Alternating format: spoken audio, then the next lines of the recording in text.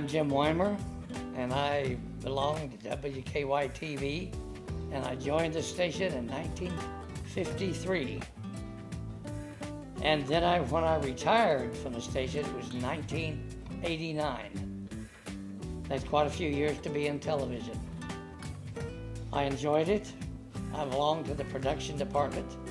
I did all phases of production, from directing to stage manager and whatever they needed. And I did it gracefully.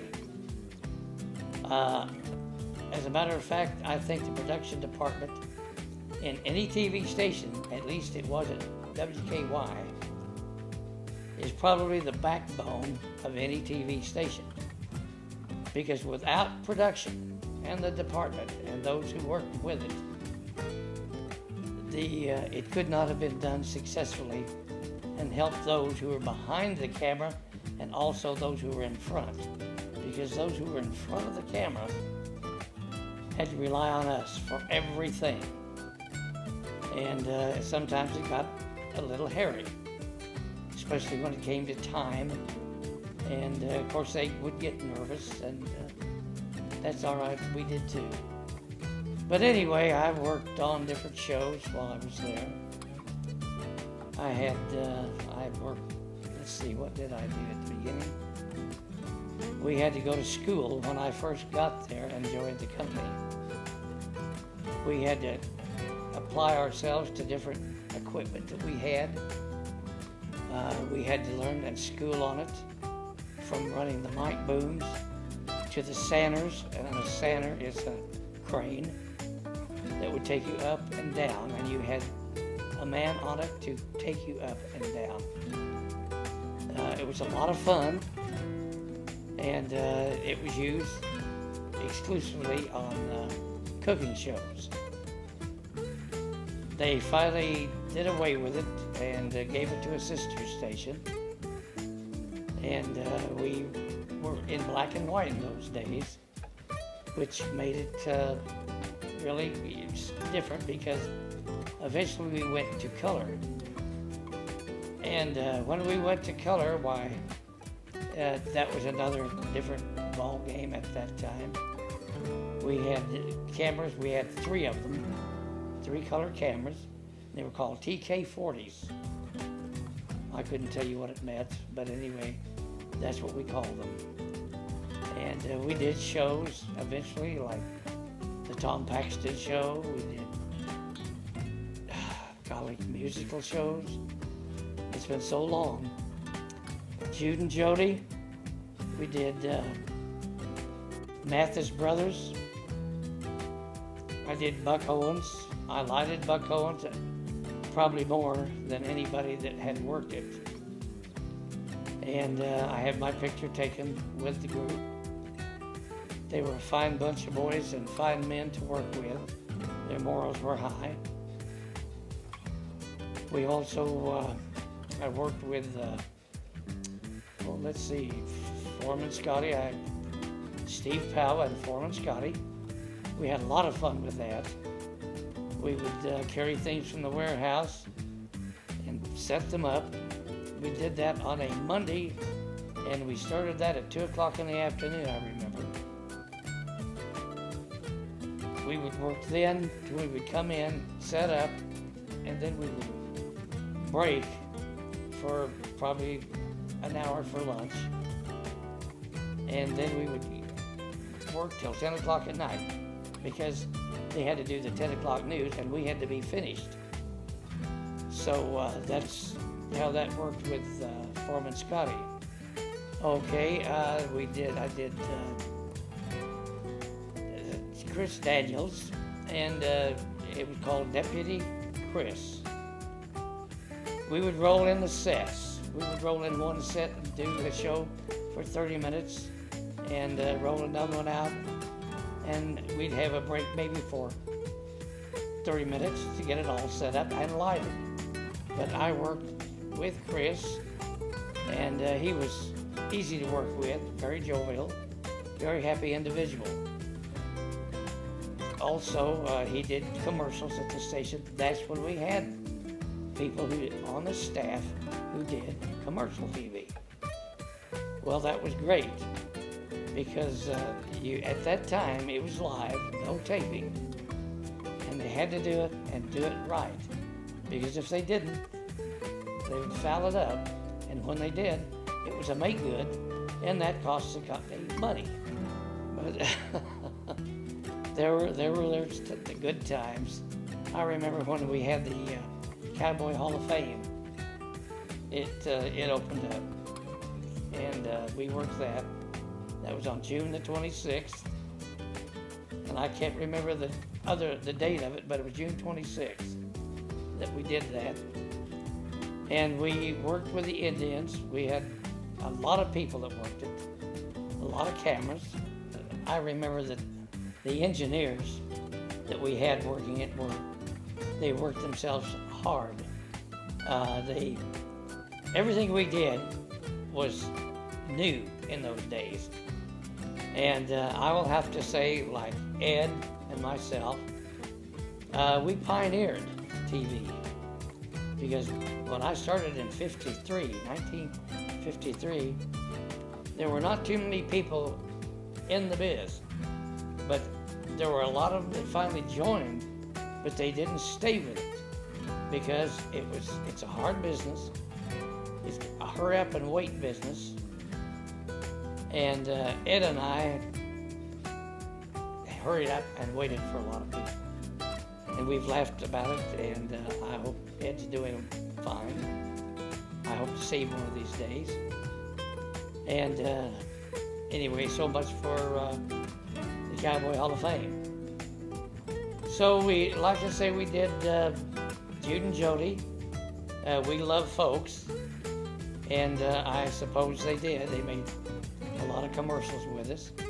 They had a lot of talent on their show. And then also the Mathis brothers. They could strum the guitars and sing, and we helped them along. Made cards for them, held them up, called cheat sheets, and so they could read commercials off of them, and also play their music. But the thing I remembered was Buck Owens, because I had to light a lot of his shows, and it was pretty touch and go. And we had an art director whose name was Doyle Glazier. And as far as I'm concerned, Doyle is one of the greatest artists we've had in the television industry. And I was very lucky to have worked with Doyle. It wasn't easy because Doyle was cranky. And he and I didn't always hit it off, but I really liked Doyle. And I was lucky to have worked with him, like I said, and I learned a lot. And I worked with Buck Owens. I lighted his shows. And there was Mary Shaw, who did Creative Crafts. Mary was a sweet gal, and her show was one of the longest running shows that we had on TV. And she would make things and bring different people out, and they would paint, or they would do whatever it is you made with paper mache. And they would bring people out to do origami, which you would cut up little dolls and make different houses and different things out of paper and a pair of scissors. Oh well, so much for Mary. She was a sweet gal. And then we had, I remember wrestling. Oh yeah, that was a good one. We would come in, work all day, and then we'd leave, go out for supper, and we'd have a man who would come in and set up a wrestling ring in Studio C. That was the studio that we did all the taping, most of the taping. And we would set up and light that, and we would have a director that would come down, and he would find out what different shots that some of the wrestlers would like.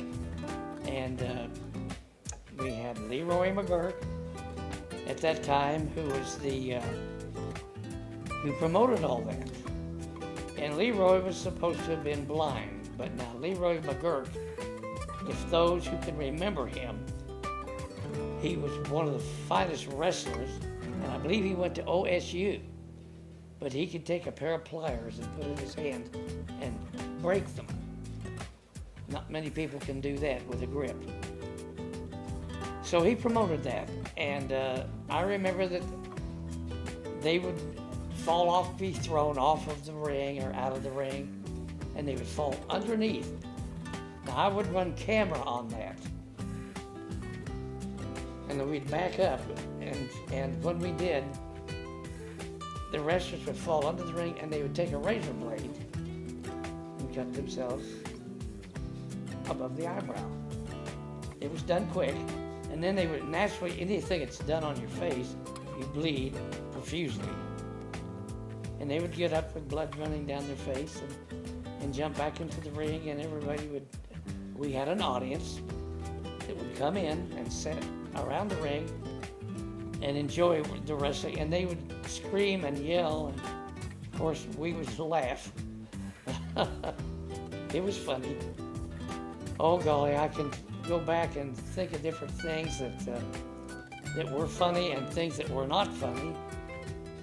But we had a Sunday school class, and we had a woman who taught it named Miss, who did the show, and her name was Miss Jane. I can't remember her last name, but she was good. And one time we were John Spence and I were running camera. So in the meantime, he started hammering. Boom, boom, boom. Well, Miss Jade would look at the camera, and then she would look off toward Earl. Well, Earl never did notice it, and Miss Jade would try to say things like to change the subject about the banging on the wall. And it has a hug and a kiss and a hug and a kiss and a hug and a kiss and a hug and a kiss. So anyway, as time went on, 2 or 3 more bangs. Well, Miss J just really stared at the camera. You could tell her expression. We must get them finished so that we can send the boys and girls their pictures out, because we're far behind. She was very uptight, very mad. And Earl turned around and looked at us and said something like, "Oh my," and stopped. Well, that brought us back to the program, which we did. We were all giggling and laughing, could hardly hold the camera steady. But there's some of the funny things that happened in it.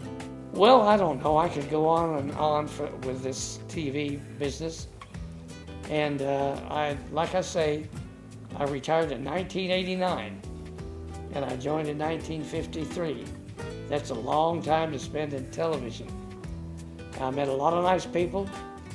I could go on about them, but I hope one of these times they're going to come up and sit down like I am and tape them, have themselves taped, and they'll tell you their end of the story and what they did. So the people that I worked with again were the greatest. They were the salt of the earth, and I enjoyed them. And I guess I'm getting too long-winded, so I'm going to say that's about it for me. And I'm going to turn this over to the next person who wants to do this, or maybe they can tell them things that we all did together, because I enjoyed it.